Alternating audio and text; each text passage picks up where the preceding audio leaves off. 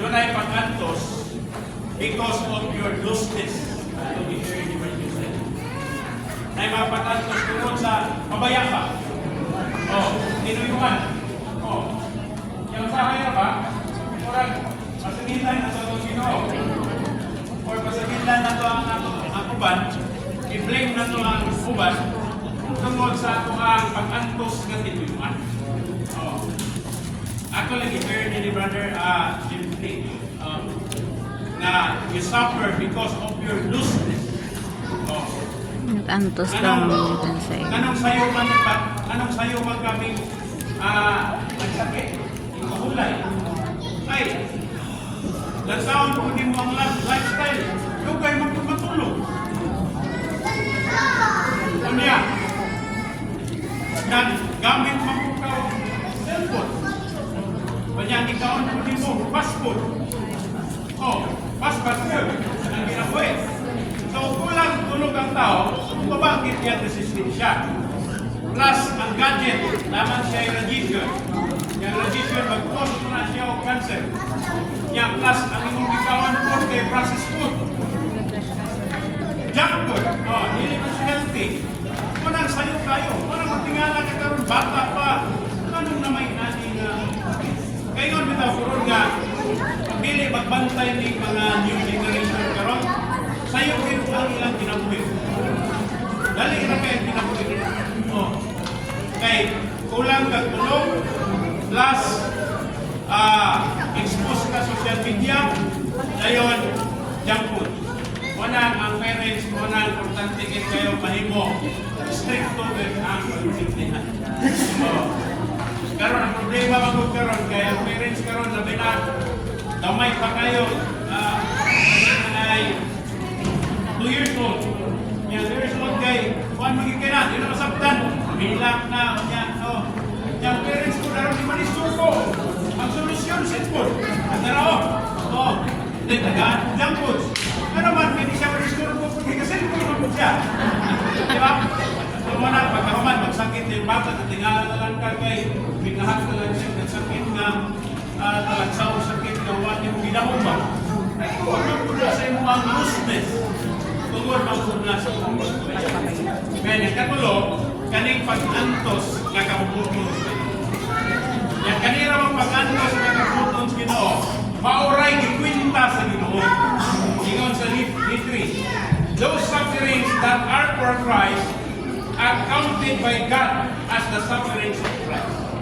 So kaya na yung mga pag-antos, kakabubuton sa Ginoo, mura na yung counted. Mura na yung gikwinta. So sa ato, pagka naman, pag-antos na ito kakon nga, may lapot ng Ginoo, ay wala na ikwinta. O bilang na usahay, magpupunta kay basig nag-antos ko karon, kanya huwag ikwinta sa Ginoo, ay mag-antos mabukas malapot. Panablihan ka. Managhatog na naman ginimig sa wala. Basig itong mag-antos karon pa, may lapot ang Ginoo. Huwag ikwinta sa Ginoo. Kanya, pag-amura pa mas 1,000 years, clean up ng Ginoo. Yan ang pagtapos sa panahon ni Noah, lunok man. Ang pagtapos sa panahon, karon, one man, kalayo. Tapuson man sa Ginoo, kaya na may new heaven and new earth. Wala kang ganang ka magtotoo. Ganili ko dagat pagkahamtong karong panahon na. Wala dito sa 1,000 years. Disiplina. Muna natin soon, ikon siya. Pili na lang ka. Akamantaan ng installment or lump sum. Ang installment, adawad lang ka ng Ginoo. Panahon sa grasya karon, panahon sa iglesia. Pero di taganahan ng installment kay buligay kay ta kay di taganahan magantos. Ang kontas lump sum. Hindi mo 1,000 years. Amen. Ang isang po'y ganahan ko dito ang magantos, di ba? Nagalikso na ito nga, ingon siya nga nakampok pero sa Ginoo.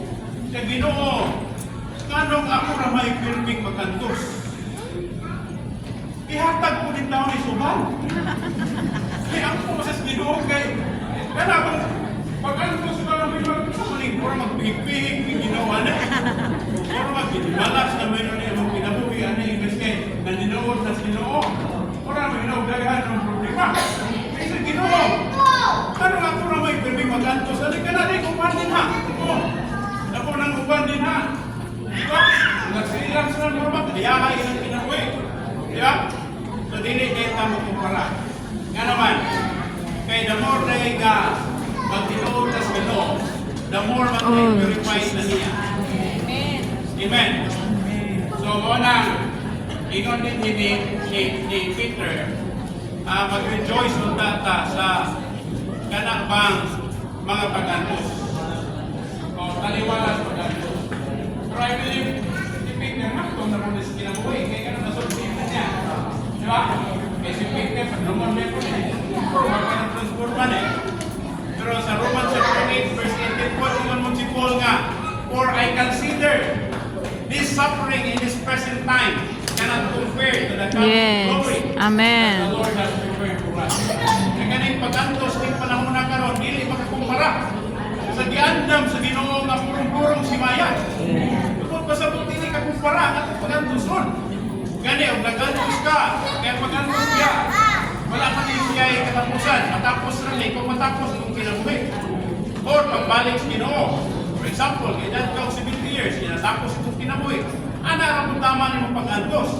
Pero kung 1,000 years na maghari ka ubang sa Ginoo, kaya nahimo kang mananaog, dito ka kumpara sa imong mga pag-antos karong panahon. Amen. So mo nang rasyanan kita sa kanila sa Ginoo. Natandaw ko ano yung isuon ba? Nga inas manimalay sa Diyos, nailalong gintas iya ang paggoberno. Amen. Under the government of God. Ang Christian life, ang church life, ano man yung malay sa Diyos.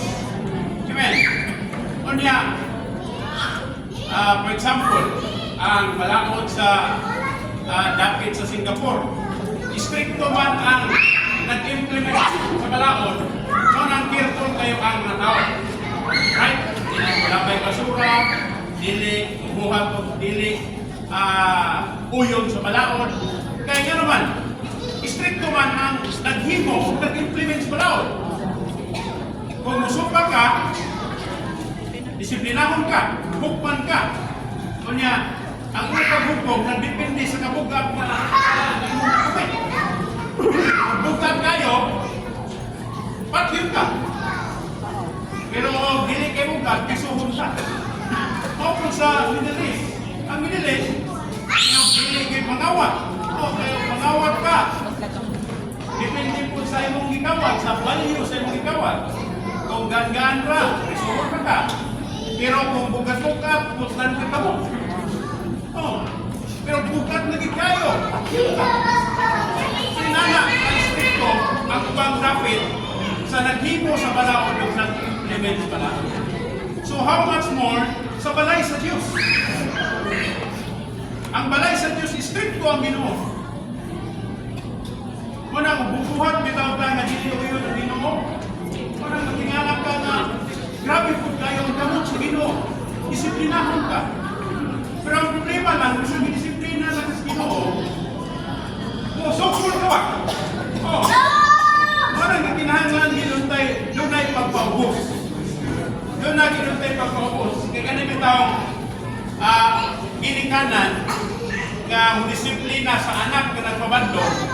Kung anak na nagpabandong, pag disiplina niya, kunya, mangayo pa sa ilo, di ba magaan ang iluwang diba? Ang mahupay ka, yan mo siyang katsun, then di mo siyang saman, di pa yun. Pero kaya disiplina niyo mo, kanya musukol, labi na naman na generation na ang magigikanan, disiplina, din pagkahuman ng anak, ng mga po.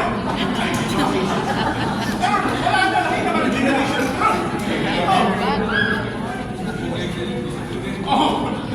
Hindi ka mag-offensa ron kay wala, na-addict na sila sa aning cellphone. Labi nagbadlungan mo niya, nagka-online games na sila. Pura nagsatanas na. Hindi ba na sila makabadlungan naman? Hindi sila gusto mapildi sa ilang mula. Munang ang ginikanan o Pag sinabog, mahimo. Pagkataon na, tayo pagkapit nga, badlong magpata, sukuman kay sa online games ko.